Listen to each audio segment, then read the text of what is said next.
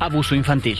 En Hidalgo, la política está obstruyendo la justicia para 2 niñas que hace 2 años fueron violadas a pesar de reclamos, bloqueos carreteros y órdenes judiciales a su favor. Mientras en Baja California, una adolescente víctima de bullying está grave, en coma, por los golpes que recibió de sus compañeros. No hay ninguna excusa para no hacer bien el trabajo. Tenemos que estar siempre en las mesas de diálogo con las víctimas. Y todos tienen que participar. Reuniones con buscadoras. Concluyó la primera serie de mesas de diálogo de la Secretaría de Gobernación y colectivos de búsqueda. Pidieron echar a comisionada de atención a víctimas y que presidenta de la Comisión Nacional de Derechos Humanos renuncie. Agua insuficiente. Presas de las que México debe entregar agua a Estados Unidos están en niveles mínimos, lo que significa que no hay agua suficiente para saldar la deuda que exige Donald Trump. En el estudio, Enrique Perret. Disputa por Ecuador. El país sudamericano definirá el domingo si continúa Daniel Noboa en la presidencia o lo releva la líder opositora de izquierda, Luisa González. El reporte desde Quito.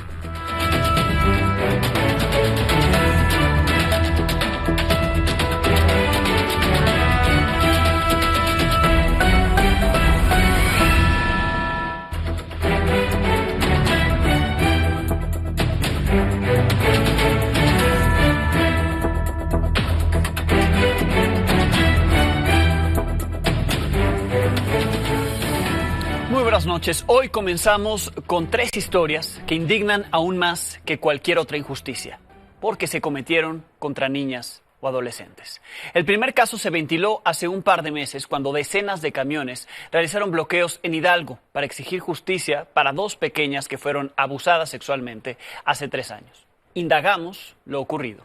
Ellas ya han enfrentado la reconstrucción genital y un intento de suicidio. Pero la justicia no llega porque este caso ya toca a figuras políticas de Hidalgo. Este es un trabajo de Guadalupe Trejo.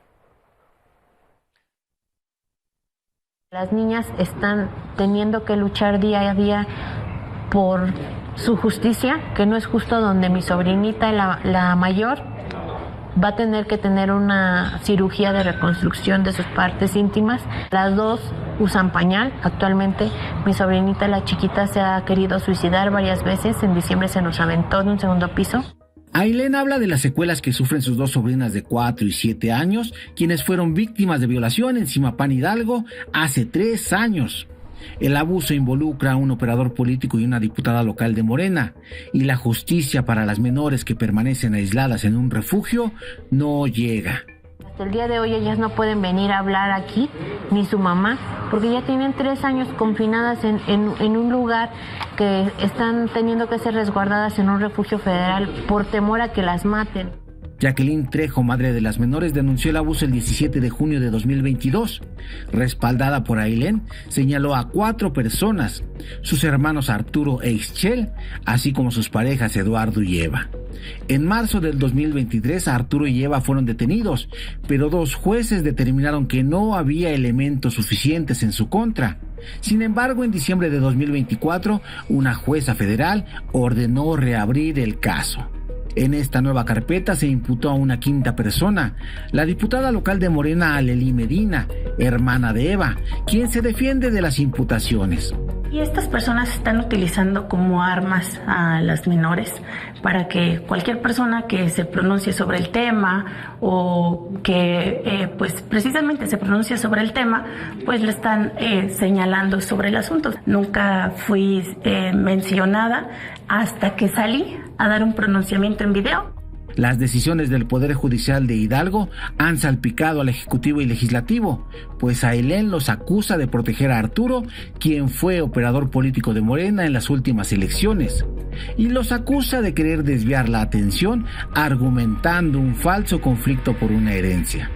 No se está protegiendo nada ni a nadie, que es transparente el actuar de nosotros. No tenemos ninguna cuestión ahí. ¿Se equivocaron los jueces? Eso no lo podemos realmente saber si hay una equivocación o no, porque es una cuestión que está dándose dentro de un proceso. El 19 de febrero, el padre de las menores pidió investigar a la madre Jacqueline y su nueva pareja sentimental. Que caiga quien caiga, que salga a la luz lo que tenga que salir y que se lleven a cabo las nuevas líneas de investigación. El caso se politizó y el tiempo pasa. Mientras unos acusan y otros se defienden, el crimen cometido contra las pequeñas sigue impune. ¿O ustedes creen que yo saldría a pedir que se jale esto para FGR? Si yo supiera que no existe el sustento legal, al contrario, se me revertiría a mí el caso en contra, ¿no? Por estar diciendo todas estas acusaciones. Desde Hidalgo para Milenio Noticias, Guadalupe Trejo. En Oaxaca, otro caso indignante. La policía y la Fiscalía General de Justicia rescataron a una niña de 14 años. Huyó de su casa porque sus padres la querían casar con un hombre de 62 años, a pesar de que están prohibidos los matrimonios infantiles. Pero es una prohibición reciente, ¿eh? Una prohibición de algo tan aberrante es reciente, apenas del 2023. La adolescente huyó de la comunidad de San Bartolomé Lochicha y llegó a la ciudad de Oaxaca, donde le encontraron pidiendo ayuda y comida. Ahí contó que sus padres querían casarla con un adulto mayor. La menor fue entregada a la Fiscalía Especializada en Justicia para Niñas, Niños y Adolescentes de la Fiscalía General del Estado, que investigará este caso. Los abusadores de menores no tienen límite. En Sonora detuvieron a un acosador de menores que era buscado en 6 países, Víctor Noé. Presuntamente enganchaba a niños y adolescentes a través de plataformas de juegos en Internet y después les ofrecía recompensas a cambio de retos sexuales. Ya se han localizado a 15 de sus víctimas en España, en Argentina, en México, Colombia, Estados Unidos y Venezuela. La investigación contra este sujeto inició en mayo del 2024, tras la denuncia de un padre que detectó que su hijo le había compartido a este depravado fotografías íntimas. Pero no solo los adultos abusan de los niños. En Tijuana, una adolescente de 13 años, víctima de bullying, está en coma por los golpes que le dieron sus compañeros. La escuela no se quiere hacer responsable, pero la Fiscalía ya está investigando lo ocurrido. La historia es de Said Betanzos.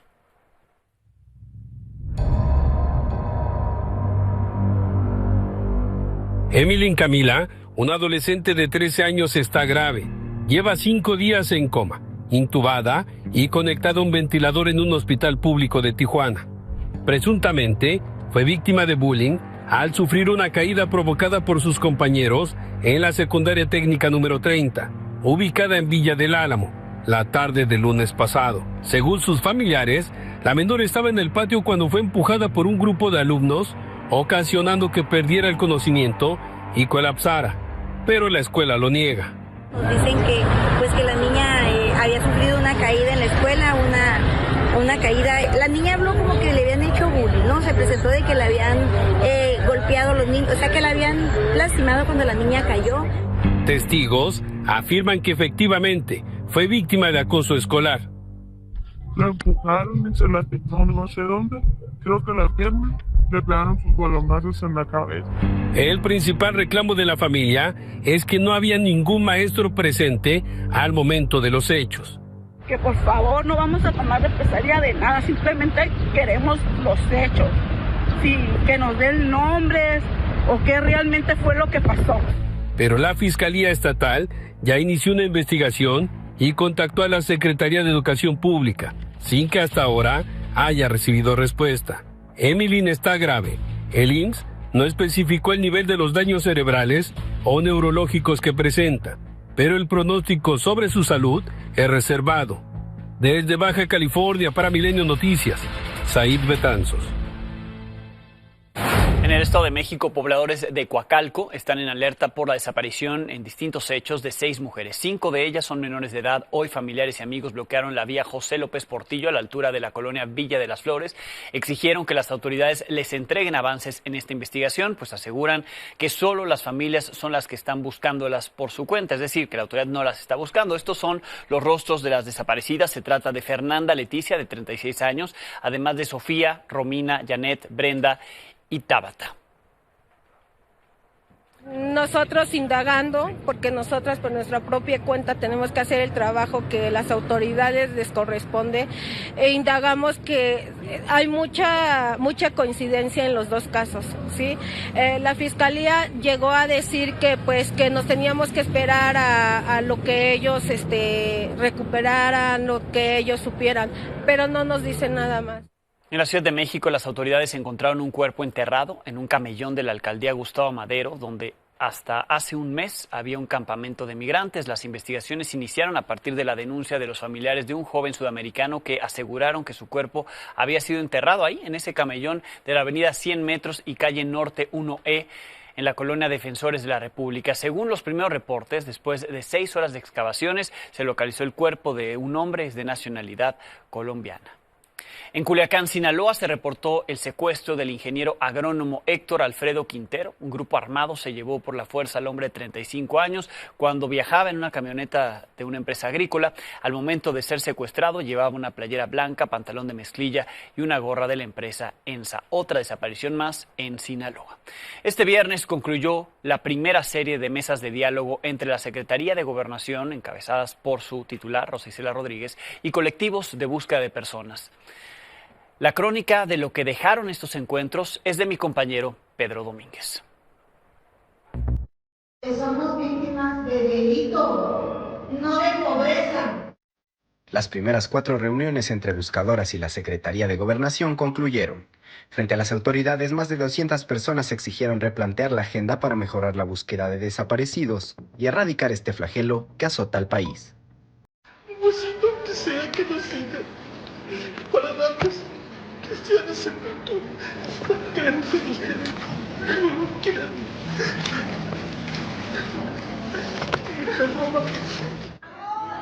Ahora se hace indispensable presentación con vida y castigo a los culpables.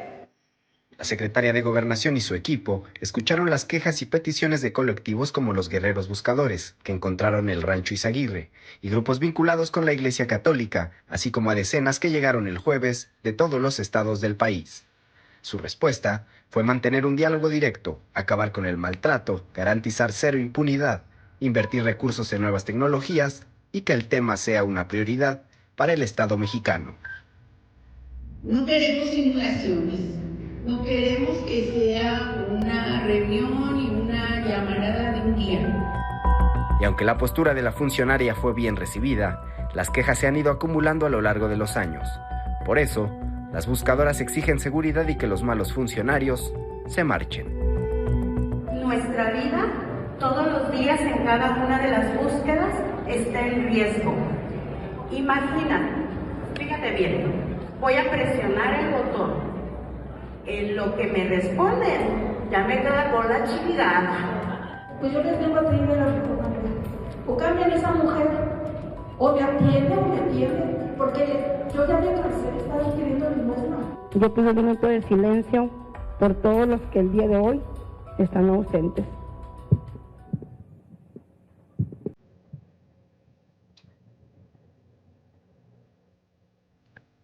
En la última reunión participó Cecilia Flores, fundadora y lideresa de las Madres Buscadoras de Sonora.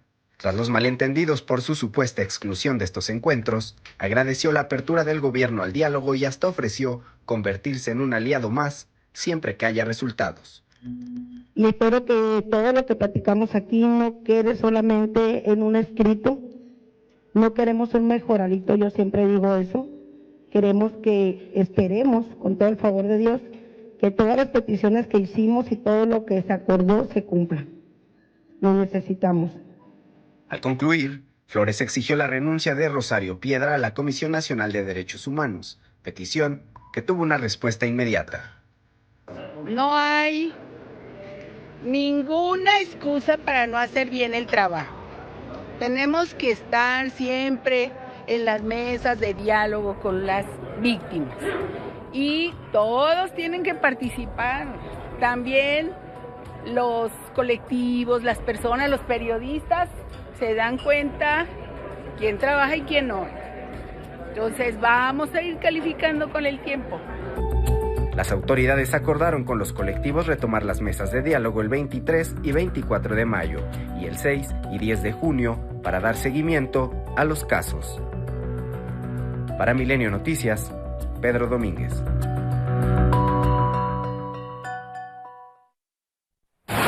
Sobre los fideicomisos del Poder Judicial que transfirió Nacional Financiera los fondos a la Tesorería de la Federación, lo cual anunció ayer el Consejo de la Judicatura Federal, argumentando que fue sin su consentimiento, hoy la presidenta Claudia Sheinbaum descartó irregularidades en la transferencia de esos fondos, informó que esos recursos, que ascienden a más de 10,000 millones de pesos, se usarán para fortalecer los servicios del ISSSTE.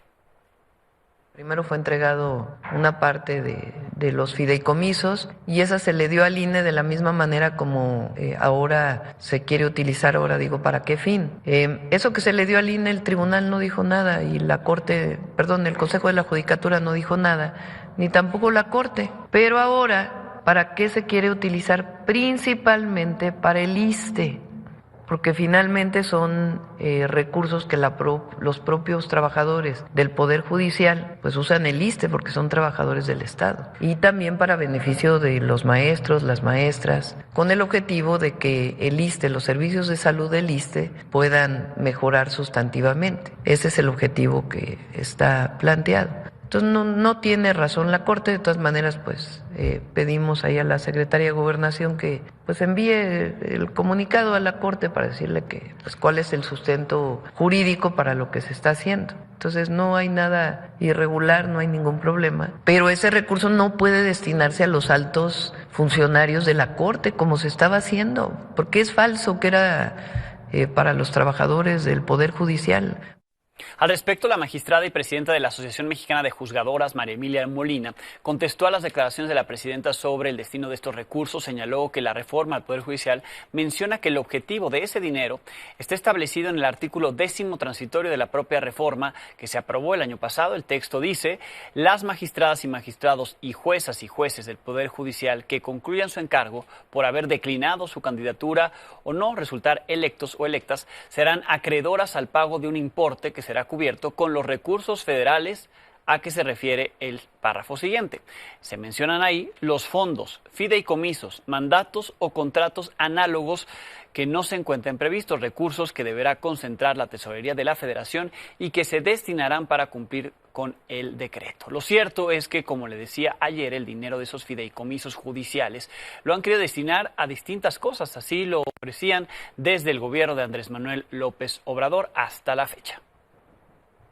Que se utilice lo del fideicomiso dedicado a privilegios para las becas de estudiantes. Sería extraordinario. Que se entreguen 400 millones, son 15,000 a cada estado de los 32. Y que se consulte a la gente en qué utilizar los 400 millones. Que se destinen los 15,000 millones a apoyar a los damnificados de Acapulco. ¿De dónde podría venir un recurso adicional? De los fideicomisos de la Corte. A las y los trabajadores del ISSSTE, trabajadores de la salud, que puedan tener salarios equivalentes a los del Seguro Social, que ya no se queden rezagados. ¿De dónde va a venir este recurso? Pues fíjense que ya encontramos qué salida le vamos a dar a los fideicomisos de la Corte. Decidí que todo ese recurso va a ir para fortalecer al ISSSTE, porque el ISSSTE requiere muchos recursos. Este año vamos a igualar los salarios de los trabajadores de la salud del ISSSTE, igual que los del Seguro Social e igual que los del IMSS Bienestar, porque ganan menos. Y vamos a dar recursos para que los centros de salud y los hospitales del ISSSTE estén bien, en buenas condiciones. Recursos infinitos porque alcanzan para eso y más. Recordemos que el 27 de octubre del 2023 se extinguieron 13 fideicomisos del Poder Judicial, 6 de la Suprema Corte, 1 del Tribunal Electoral y 6 del Consejo de la Judicatura. Según la reforma judicial, todos los fondos tenían que entregarse a la Tesorería antes del 15 de diciembre del año pasado, 2024. La Corte, que tenía más de 6,000 millones en sus fideicomisos, en diciembre pasado extinguió uno, el Fondo Jurica, y transfirió esos recursos a la Tesorería Federal. El resto, según se informó en enero de 2025, lo retendría la Secretaría de Hacienda a través de NAFIN. Ahí estuvo ese dinero. Recordemos que el gobierno federal utilizó 800 millones de pesos, como bien decía la presidenta, se los dio al INE, que pidió una ampliación presupuestal para organizar la elección judicial, que actualmente todavía sigue el proceso. En el caso de los fondos de los fideicomisos del Consejo de la Judicatura, que ascienden o ascendían a 10,000 millones de pesos y no se habían soltado por suspensiones judiciales interpuestas, y otorgadas por los jueces, ayer se dio a conocer que ya se mandaron a la Tesorería de la Federación. Seguramente son los recursos que irán al ISSSTE. Casi se cumplen 2 semanas de estas campañas de la elección judicial. Jueces, magistrados y ministros son los cargos en juego. Algunos se quejan de las condiciones que tienen para realizar campaña, otros siguen tratando de llamar la atención. Así, campañas circenses.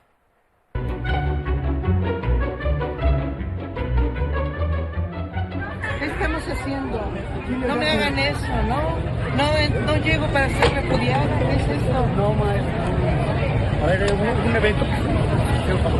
Vamos a dar un mensaje y vamos a empezar a caminar por el andador. Salimos por el andador, bajamos por este. ¿Quién está bloqueando? Pero no tenemos nada instalado. Y me mandan a un sonido donde no entiendo nada. Descargué Tinder para hacer campaña para ministro y no sabes lo que pasó. Pobre cosita fea. Ya recibí un primer like. Está guapísima. Muy bien, vamos bien. Esto huele echado a perder. Nadie quiere probar algo que esté echado a perder. Si queremos justicia real, hay que probar cosas nuevas. Te agarraron haciendo el tuchi-tuchi. Sabemos que te chocan los videos chafas y aburridos. Por eso quiero decirte de manera amigable y sencilla que las leyes son para todos. Por eso te recuerdo lo importante que es ir a votar. Licenciado, ¿y si hacemos el mejor preparado que el chicharrón? No digas eso, Sofía, ya me lo ganaron. Me gusta mucho el fútbol, soccer, y pues bueno, considero que si la sociedad en general realizara deporte, habría menos inseguridad para el estado de Nuevo León. Bueno, pues ya vimos los tiros a portería que salieron con la pierna zurda. Perdóneme, Perdóneme, José Schoega. Hola, mucho gusto. Las personas magistradas lo que hacemos son resolver conflictos. ¿Resuelven conflictos? Sí. Sí, que no, que le dio mi güería. ¿Sí me podrá arreglar ese conflicto usted? Pues voy a tratar, pero aunque no sea electoral. Sí.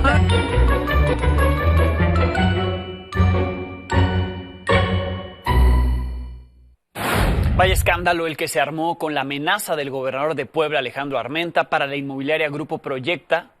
O dona 2 hectáreas para construir casas a policías o le expropia 4. Hoy defendió la exigencia.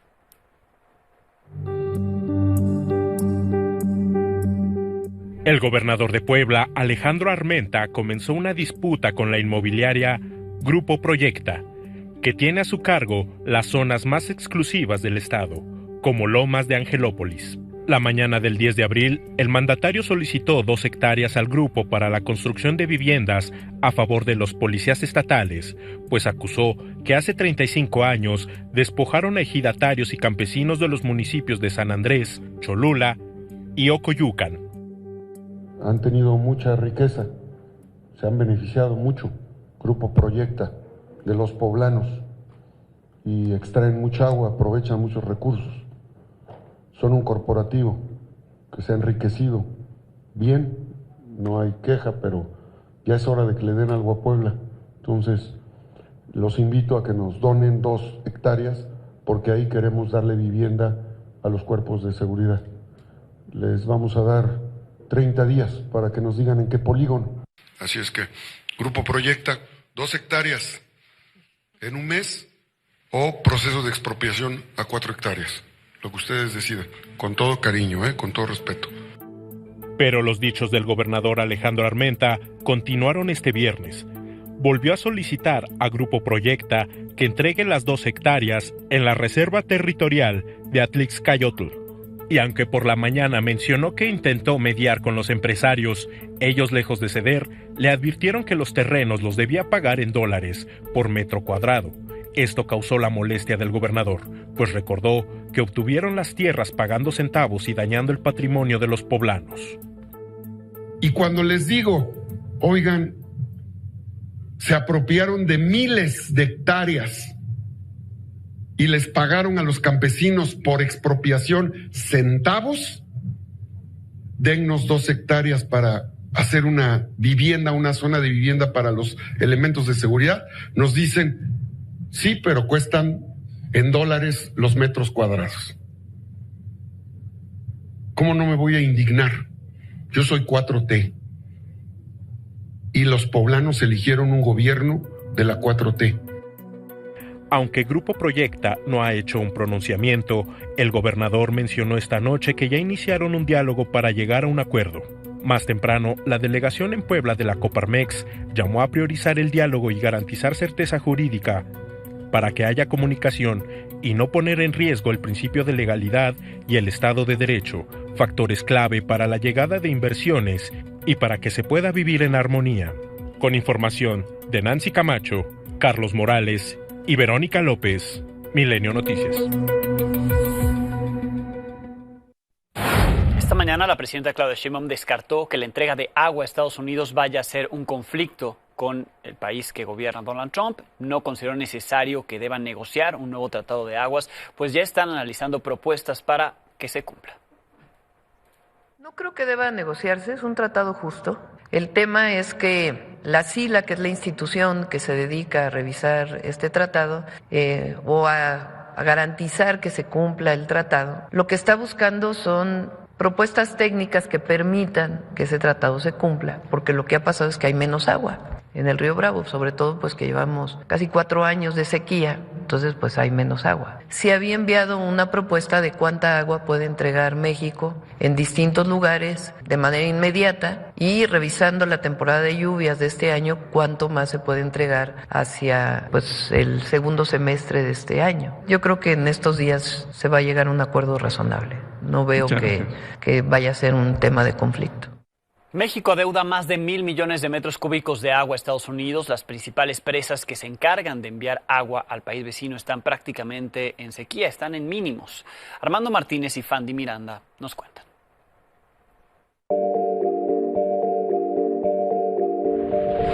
Las presas internacionales La Amistad y Falcón, de las que se extrae el agua que se entrega a Estados Unidos como parte del Tratado de Aguas de 1944, no tienen suficiente líquido para saldar la deuda. De acuerdo con la Comisión Internacional de Límites y Agua, están al 11.4% de su capacidad, en niveles alarmantemente bajos. La deuda es de 1.603 millones de metros cúbicos para el ciclo de 5 años que termina en octubre. Razón por la cual el presidente de Estados Unidos, Donald Trump, amagó con sancionar y aplicar aranceles a México, argumentando que le roba agua y perjudica a agricultores tejanos.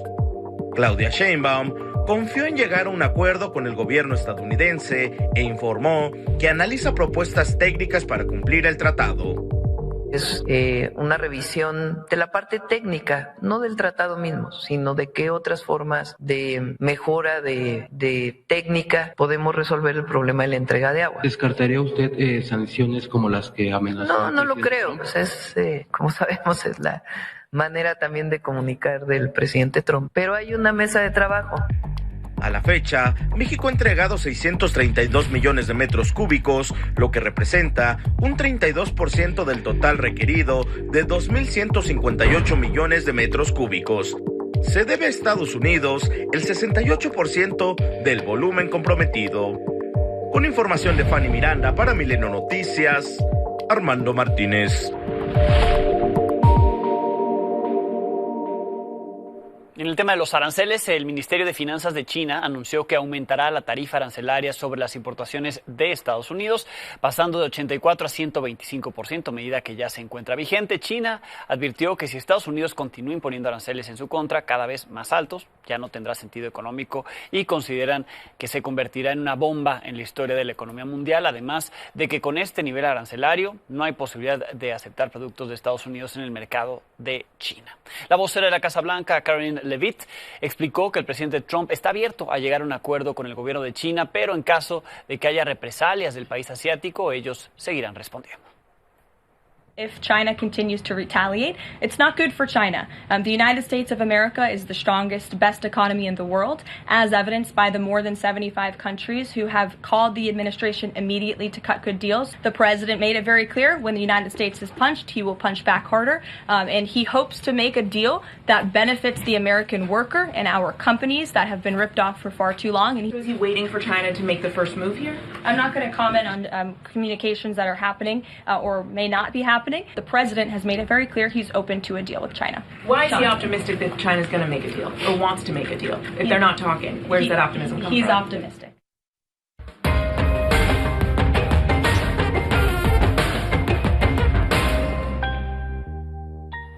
Está aquí en el estudio en Ciudad de México Enrique Perret, director de la US Mexico Foundation, colaborador de este espacio. Enrique, bienvenido. Alejandro, gracias por tenerme acá otra vez. 90 días de incertidumbre nos dio Donald Trump esta semana.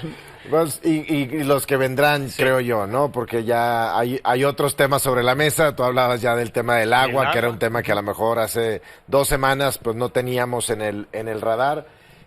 Me preocupa mucho el tema de China, sí. Alejandro. Ya creo que en algunas otras semanas aquí hemos discutido si China es considerado para Estados Unidos un enemigo o si era simplemente un adversario económico. Y creo que cada vez queda más claro que sí es el enemigo, ¿no? Y ya el vocabulario, la narrativa, la respuesta de China dejan ver de que sí hay un enfrentamiento fuerte, ¿no? Y entre más uno escala los aranceles, el otro está escalando. El vocabulario de la vocera de Donald Trump, por ejemplo, decía, pues si nos golpean, golpearemos de regreso. ¿Sí? China dice exactamente lo mismo a través de sus voceros. Y se empiezan a mover otras cosas, ¿no? El tema Taiwán, por ejemplo, que siempre ha estado ahí presente de si China en algún momento va a hacer algún movimiento hacia Taiwán. Hoy, al parecer, frente a su población, el gobierno chino tiene un argumento muy fuerte para, pues, ¿por qué no hacer el movimiento sobre Taiwán? Y ¿por qué no hacer también movimientos de bloques con otros países que a lo mejor no eran como el ángulo perfecto para China por la relación que existía con Estados Unidos, pero al Estados Unidos estar cerrando ciertos frentes, dígase Japón, Corea del Sur, Singapur, algunos otros países asiáticos, incluso europeos, pues China a lo mejor empieza a hacer sus movimientos, ya los empezó a hacer, ¿no? Entonces, eso me preocupa mucho. Pareciera que en México decimos, bueno, salimos ganando por esta guerra con China. Me parece que todos salimos perdiendo. Es de esas ocasiones en las que tiras el dado y todos pierden, ¿no? Todos perdemos con una relación, al menos en una magnitud como esta, 140, 125% de aranceles. Me parece que todos salimos perdiendo. Sí, además, China irá a buscar el mercado para todos esos productos. Por supuesto. Eso implica una competencia, en cierta manera, para México, ¿no? No, totalmente. A ver, para China el mercado estadounidense representa entre el 17 y 20%, o sea, no es tampoco tan grande. Sí es un mercado importante y principalmente para ciertos bienes, pero sí tiene la fórmula China y me parece que está haciendo más estratégico, me parece que se ha ido preparando con una visión de largo plazo por muchos más años. Sí. Me parece que ahorita la estrategia de Trump, y hay quienes dicen que no la hay, a mí me parece que sí hay una estrategia, a lo mejor muy por encima, pero sí la hay y me parece que es más de corto plazo, ¿no? Más las negociaciones que estamos viendo. Me parece que China siempre nos ha demostrado que tiene una visión de un aguante muchísimo más allá de una generación, incluso de 2 generaciones. Claro. ¿No? ¿Cómo están las cosas en Washington? ¿Cómo se ven las decisiones que está tomando Donald Trump? Esto lanza los aranceles, se caen las bolsas ¿no? a mínimos históricos y luego pone esta pausa de 90 días, escalan las bolsas en un día, pero al final la estabilidad económica no ha llegado a Estados Unidos, todo lo contrario. Sí, a ver, me parece que hay diferentes posturas y obviamente hay todavía gente que no quiere expresar mucho en contra de Donald Trump. Claro. Donald Trump sigue siendo a 90 días apenas, pero seguirá siendo el presidente más poderoso en los próximos meses, años, a lo mejor hasta una elección intermedia en donde quizá pudiera perder el Congreso. pero sí me parece que cada vez hay más encontrones, digamos, entre su equipo. Ya. Sí hemos no contra visto, él, pero sí entre ellos. No contra él, sí entre ellos. Me parece que a él le ha funcionado, por ejemplo, estas reuniones de gabinete. Creo que hubo una ayer brutal, ¿no? O sea, muy, muy fuerte en cuanto a la narrativa y la concentración alrededor de él. Pero sí has visto algunos mensajes del secretario de Finanzas, el Bassett, Peter Navarro, el secretario Marco Rubio y algunos otros asesores económicos que de repente se ven confundidos, ¿no? O sea, de repente dicen una cosa y a los 10 minutos el otro dice otra cosa, y a lo mejor no es porque se quieran contradecir, sino porque realmente sí estamos viviendo, Alejandro, en una confusión permanente, ¿no? O sea, solamente los expertos en el tema te podrían hoy decir cuál es el arancel recíproco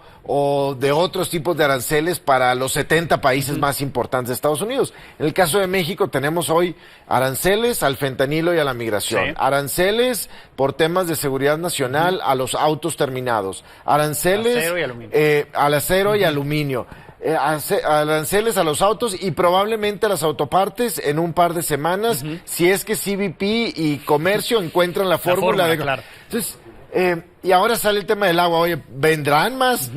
Entonces, es confuso. Y creo que esa confusión sí está, de cierta forma, permeando en su equipo, en los republicanos y pues en los mercados y en otras industrias, ¿no? Enrique, gracias como siempre. No, estamos, por supuesto, llevando lo que ocurre, ¿no? La crónica de este segundo mandato de Trump. Ojalá y en algunos meses ya estemos con mucha claridad de por dónde van las cosas y eso va a ayudar mucho a la economía. Gracias. Alejandro. Siempre. Enrique Perret. La tragedia que cobró 6 vidas después del desplome de un helicóptero allá en Nueva York sigue conmocionando. Las autoridades están investigando qué fue lo que originó el accidente, mientras los seres queridos de los fallecidos lamentan su repentina partida. La historia es de mi compañero Juan Pablo Valle. Surgen nuevas imágenes del accidente del helicóptero en Nueva York que dejó 6 personas fallecidas. Mientras tanto, las autoridades ya han retirado los restos de la aeronave y 17 especialistas investigan el hecho. We do not have a preliminary cause. That takes time. As I stated, our team is doing the wreckage exam. That takes time.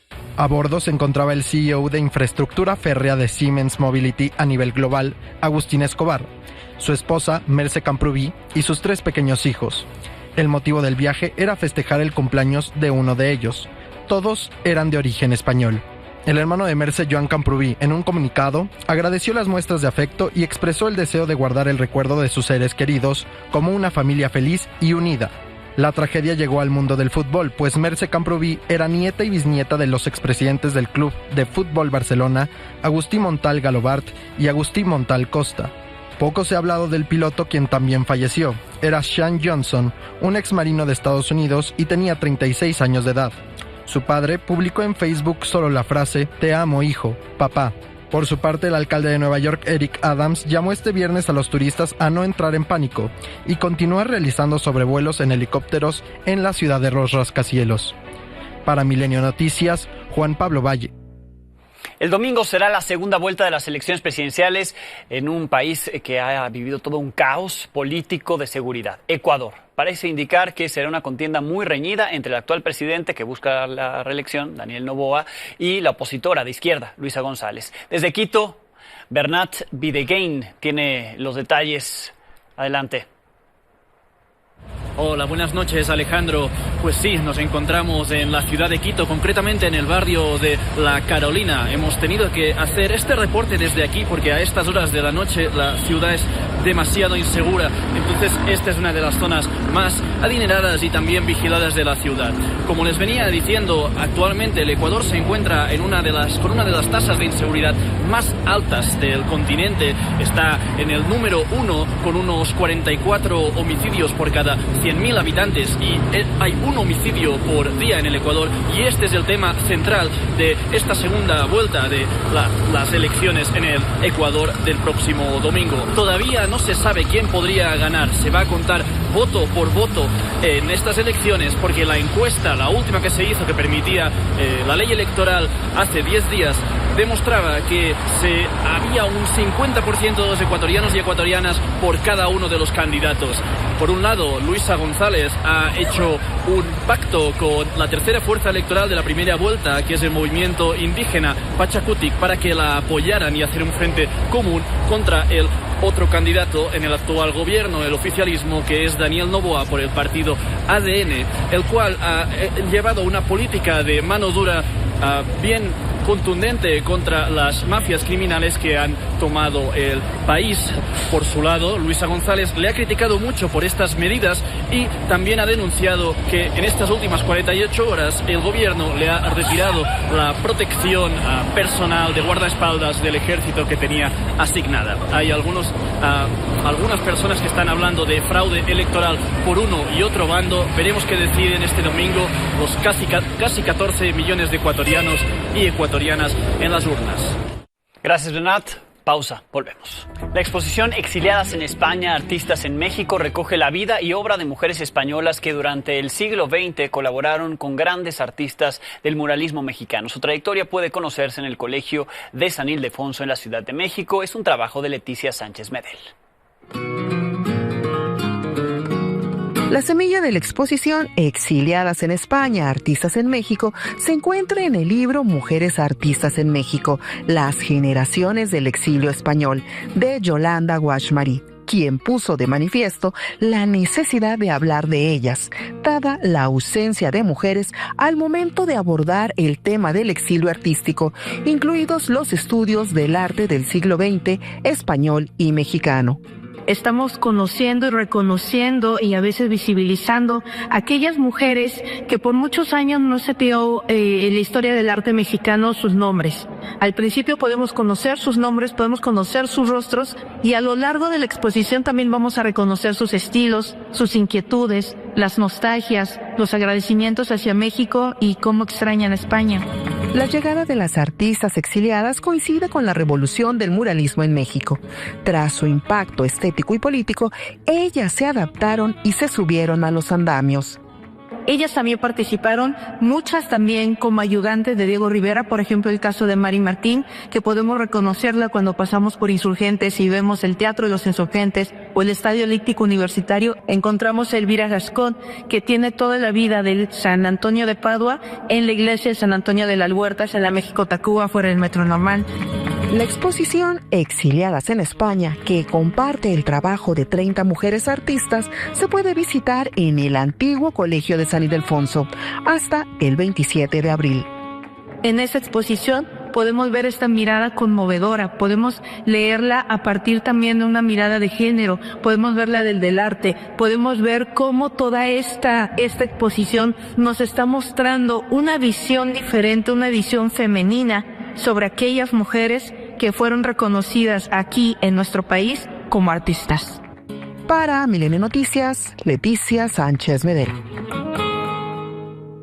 Con esto nos pedimos. El lunes tendremos algo nuevo que contarle a las 22 horas.